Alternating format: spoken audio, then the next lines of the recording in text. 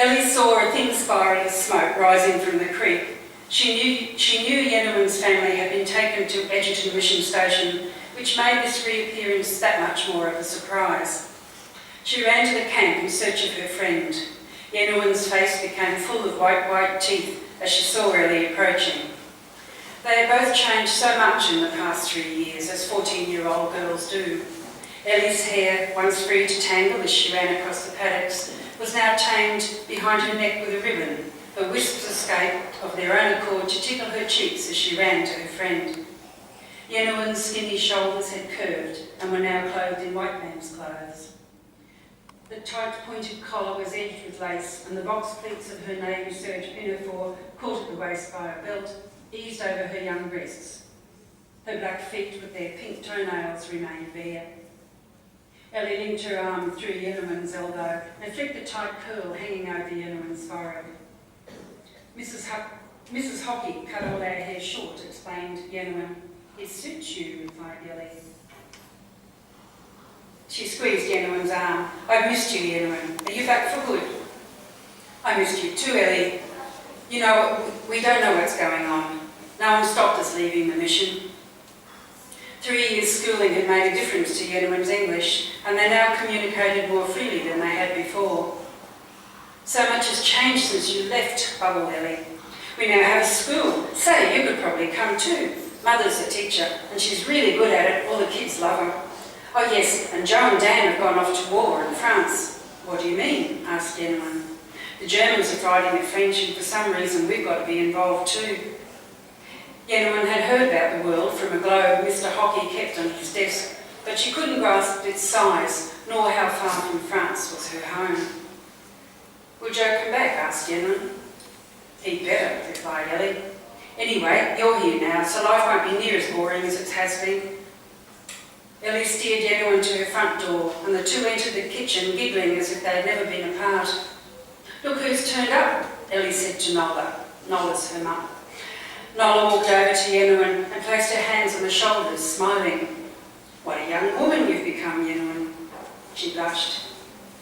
That evening, as Yenohan lay beside her mother in the gunya, Muru rolled on her side and spoke to her daughter in their native tongue.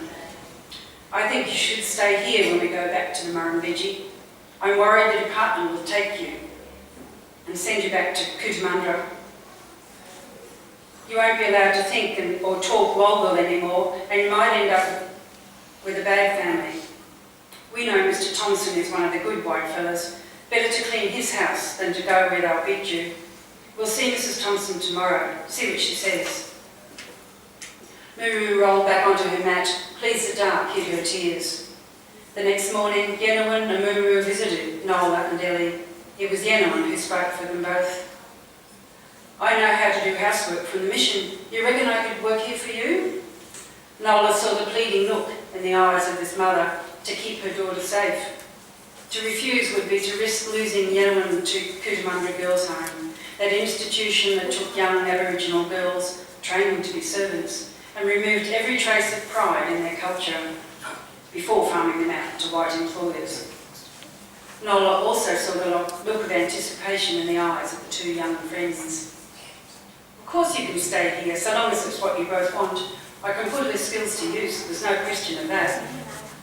Yenohan returned to her camp for one more night.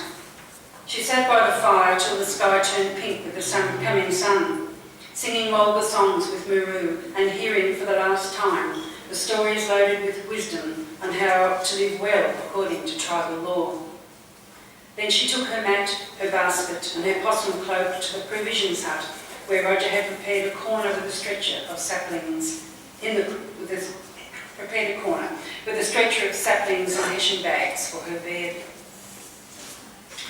As I said, the story follows the three strands: the white current story, the restoration story, the pioneering family, and then the Aboriginal story. And towards the end of the book,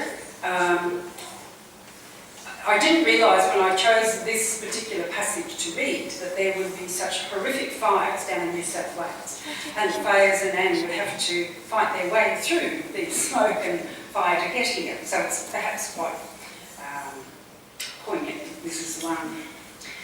So while working on the restoration of the hut, a brief romance blossoms between Fran and Kelvin. But she lives in Queensland and he lives in Canberra. Towards the end of the story, Fran returns to Queensland until a tragedy calls her back. Rain clouds were gathering in the west. That was good. The tinder-dry country was crying out for rain.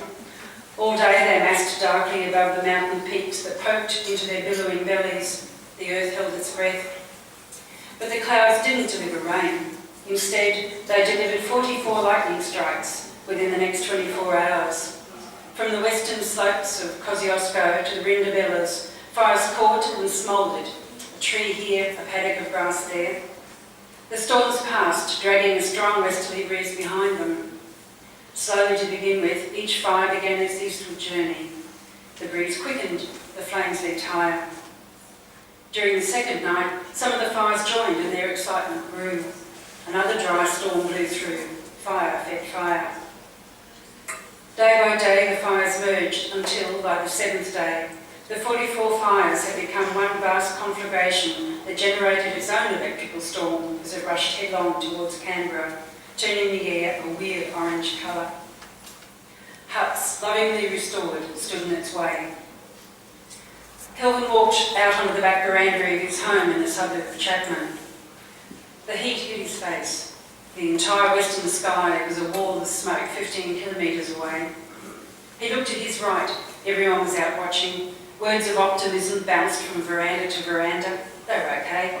Even if the fire did come, the pine forest was nearly a kilometre away, and there was a good field of grass between it and them, and the equestrian centre, a good buffer.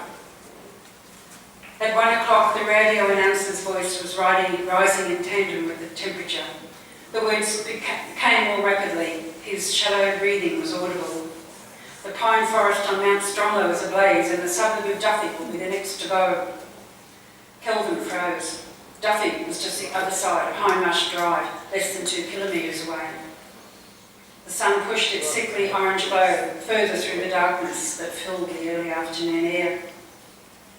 That night in Brisbane, Fran McMillan stared at the television screen in her living room, hugging a cushion, horrified by the images of houses on fire, roads choked with cars, people on roofs, pointing pathetically trickling hoses at the monster. She reached for the phone and dialed Kelvin's home number, but there was no answer. She tried his mobile, nothing. For 3 days, Fran tried in vain to contact Kelvin. On the 4th, she threw some clothes in her car and headed south. So that's the reading. I'd also like to say that in appreciation to all the work that Kosciuszko Huts Association helped in restoring their huts, but also in giving me background information, Horizon Publishing Group is donating $1 from the sale of every book to the KHA. So that's pretty wonderful. Thank you. And thank you very much.